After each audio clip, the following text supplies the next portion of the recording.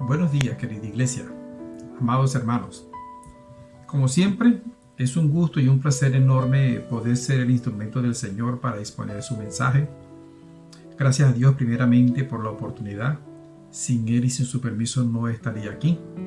Gracias al pastor José Ignacio, quien, entendiendo la responsabilidad del púlpito que Dios le ha confiado, nos ha permitido esta ocasión. Continuamos estudiando la primera carta de Pedro y el título de este mensaje lo he llamado Nuestro reto, vencer el amor propio. En esta carta, como ya vimos, el apóstol habla a hermanos que están lejos en otras regiones, sabiendo que están viviendo situaciones difíciles y que necesitan motivación. En medio de todas aquellas cosas que hacemos siempre o casi siempre, por lo general necesitamos motivación. Eso es lo que hace que una persona inicie, continúe o termine un cierto comportamiento en un momento determinado. Cuando estamos estudiando y tenemos claro el objetivo o la meta que queremos alcanzar, nos esforzamos hasta la medida de lo posible. Cuando estamos trabajando y tenemos un determinado objetivo, también hacemos el esfuerzo o lo necesario para alcanzar ese objetivo o esa meta. Casi todo lo que hacemos requiere una motivación. El apóstol Pedro comienza la carta con un tema para motivar a sus destinatarios, y ese tema se llama salvación. En el mismo saludo, lo primero que él hace es desglosar la función que Dios en sus tres manifestaciones cumple con ese propósito de salvación: la elección de parte del Padre, el sacrificio del Hijo en la cruz, la sangre derramada para pagar la culpa del pecado, y la función del Espíritu Santo con el proceso de santificación. Eso es una forma de él recordarles a sus destinatarios el origen y la seriedad de lo que ellos ya estaban disfrutando y que esperaban materializar. Tomando en cuenta todo este proceso realizado por Dios, Pedro procede a darles una serie de consejos para que, con su mirada puesta en lo que Dios ya había realizado por ellos, tuviesen conciencia permanente de la misma y recordaran qué es lo que los motivaba a seguir adelante en medio de las dificultades. Muchos de esos consejos atentan contra nuestra naturaleza, contra nuestra forma de actuar, porque incluso rompen nuestros esquemas, o mejor dicho, lo que hemos adoptado o desarrollado en este mundo corrompido por el pecado. No es fácil abandonar lo que hemos internalizado para adoptar un nuevo estilo o forma de vida. En el día de hoy leemos en el capítulo 2 de los versículos 11 y 12. Vamos a reflexionar en el mensaje y en tres principios bíblicos para seguir adelante en medio de las dificultades. Estoy leyendo en la Nueva Versión Internacional. Queridos hermanos, les ruego, como a extranjeros y peregrinos en este mundo, que se aparten de los deseos pecaminosos que combaten contra la vida. Mantengan entre los incrédulos una conducta tan ejemplar que, aunque los acusen de hacer el mal, ellos observen las buenas obras de ustedes y glorifiquen a Dios en el día de la salvación. El mandato, consejo o exhortación de este pasaje es que se aparten de los deseos pecaminosos que combaten contra la vida. Deseos carnales que batallan contra el alma, es la traducción de la Reina Valera. Por lo general, cuando leemos en la Biblia deseos carnales, por alguna razón pensamos en inmoralidad sexual. Si así fuera, la mayoría de las iglesias en el mundo serían un modelo de conducta y quizás ya no estuviésemos aquí en este mundo. Ya estaríamos todos con cuerpos glorificados en el cielo. No que no exista la inmoralidad sexual en la iglesia, pero el porcentaje de faltas por esta causa en las iglesias es bajo. Repito, no es que no exista, y además, uno ya es mucho. Entendamos un poco el pensamiento del apóstol y el de sus destinatarios. Para ellos, deseos carnales que batallan contra el alma son las intenciones del corazón. Así está registrado en un documento muy antiguo que se conoce como la Didache o Doctrina de los Apóstoles. Es el documento de la iglesia cristiana más antiguo después del Nuevo Testamento. En él, hay un apartado que explica los deseos carnales y una larga lista donde ellos asocian cada uno de esos deseos al sermón del monte. Cuando Jesús dijo, al que te golpee en la mejilla derecha, ofrécele también la izquierda, al que te requise para una milla, vete con el 2, al que te pida la túnica, dale también el manto. O sea, las respuestas que ofrecemos cuando nos sentimos afectados en nuestro amor propio. No hablamos aquí de tener baja autoestima o no quererse. Hablamos más bien de la actitud que solemos adoptar por causa de nuestro egoísmo y nuestro orgullo. Cuando no somos capaces de ceder porque nos asiste la razón o porque la humillación no forma parte de lo que queremos tener en nuestra vida. Cuando interpretamos quizás que estamos ante una injusticia, debemos medir hasta qué punto responder es una opción válida y cómo deberíamos hacerlo. Una cosa es cierta, no debemos permitir que los deseos carnales predominen. Incluso considerar y aprender a pasar por alto muchas ofensas. Es decir, debemos valorar y meditar si realmente hace falta una respuesta de parte nuestra y, de serlo, dar aquella que realmente sea conforme al precepto divino. Tengamos presente esto, a menos que sea puesto por el Espíritu Santo, casi siempre lo que hacemos lleva una carga de orgullo o egoísmo sin que siquiera nos demos cuenta, porque simplemente por nuestra naturaleza carnal es así. Esto no es intencional ni consciente. Por ello el profeta Isaías escribió que nuestras mejores justicias delante de Dios son como un trapo de inmundicia. Ante esto, el mandato expreso en este pasaje es vencer esa barrera de apartarse de esos deseos pecaminosos que nos impiden crecer y glorificar al Señor. El primer principio que vamos a desarrollar en esta mañana es que el creyente tiene una nueva identidad en Cristo.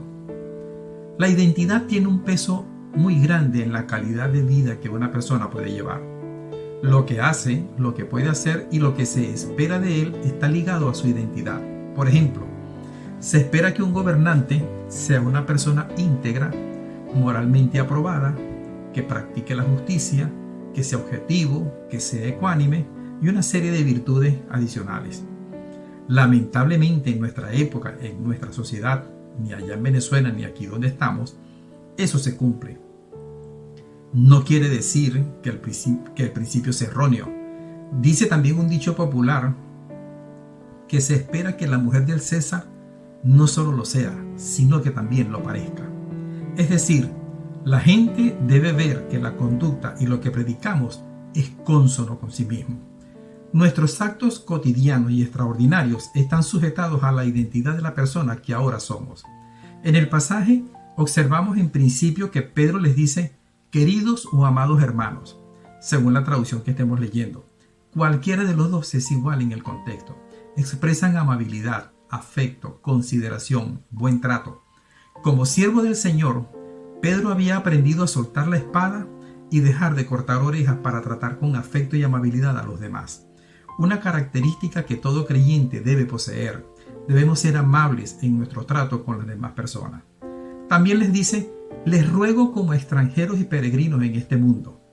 Con su tono amable, les recuerda que ellos ya no son ciudadanos de este mundo pecador, sino que pertenecen a un mundo diferente, el celestial. Están transitando un viaje por lugares ásperos, difíciles, pero ellos no pertenecen a ese hábitat. Una vez lo fueron, ya se los recordó en el párrafo anterior, pero ahora son ciudadanos del cielo, hijos de Dios. Esta identidad requiere una conducta adecuada a su origen. Este privilegio de tener ciudadanía celestial no era solo para aquellos primeros cristianos, sino para todos los que aceptaran a Jesucristo como su Salvador, los que lo reconocen como el unigénito Hijo de Dios, los que lo reconocen como su Señor. En ese grupo estamos tanto usted como yo. Tenemos una nueva identidad, nada más y nada menos que la celestial, y como toda identidad, demanda una actitud acorde con lo que ahora somos.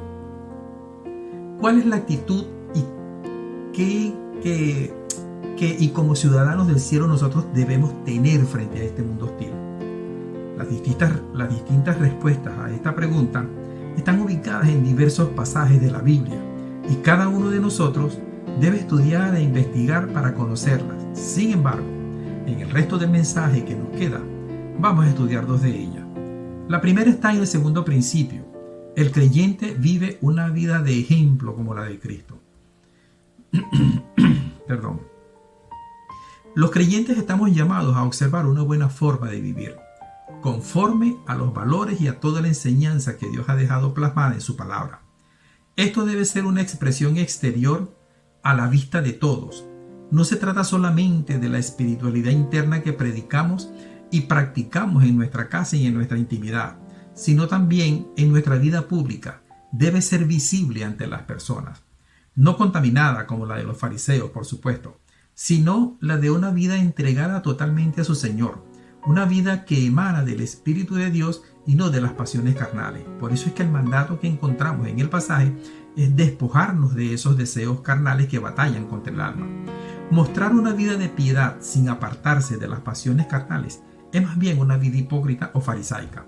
Eso no va a tener un feliz término. En cambio, una vida en santidad y alejado de las pasiones carnales va a llamar la atención de muchos. En ocasiones se van a levantar unos cuantos inducidos por fuerzas del mal para agraviar a los creyentes, incluso levantando calumnia, diciendo mentiras acerca de nosotros. Pero el llamado y el mandato es a perseverar. Es en estas situaciones que no debemos dejarnos vencer, permitiendo que salgamos en defensa de nuestro amor propio. Debemos ser mansos y humildes, confiando en el cuidado de Dios de la forma como Cristo nos dio ya el ejemplo. La mirada del creyente no puede estar en el qué dirán o en lo que dicen, sino más bien en que lo que esté haciendo esté acorde con la palabra de Dios. Por eso el apóstol les recuerda su salvación y su origen, para que fijen su mirada donde deben y no donde se distraigan. Quitar la mirada de Dios y en lo que ya ha hecho es abrir una puerta para desmayar, para flaquear. Así que se trata de una búsqueda sincera de Dios y de su Espíritu para caminar con confianza en medio de esas circunstancias adversas, por más que no las entendamos. La segunda respuesta que ofrece el autor hoy en este pasaje es el tercer principio. El creyente y sus obras son para glorificar a Cristo. Cada tarea, cada éxito que alcancemos en nuestra vida se debe a la gracia de Dios. Es verdad que nuestro esfuerzo cuenta, pero no lo determina. ¿Cuánto esfuerzo no hemos puesto en muchas cosas a lo largo de nuestra existencia y no ha madurado bien? Necesitamos la gracia de Dios. Cuando alcanzamos cosas, éxitos, logros por nuestra cuenta, de alguna manera, aunque sea sutil, alimentamos el orgullo. Eso no es lo que Dios quiere para nosotros, al contrario, nuestro orgullo y nuestro egoísmo debe morir.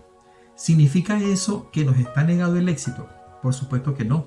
Veamos el ejemplo de nuestro Señor Jesús. Él fue a la cruz negándose a sí mismo, soportó el agravio, la humillación, buscó la gloria del Padre en todo momento. Pareciera como si fue dejado a su suerte, pero detrás Dios estaba trabajando. Y consideremos unas preguntas en este sentido.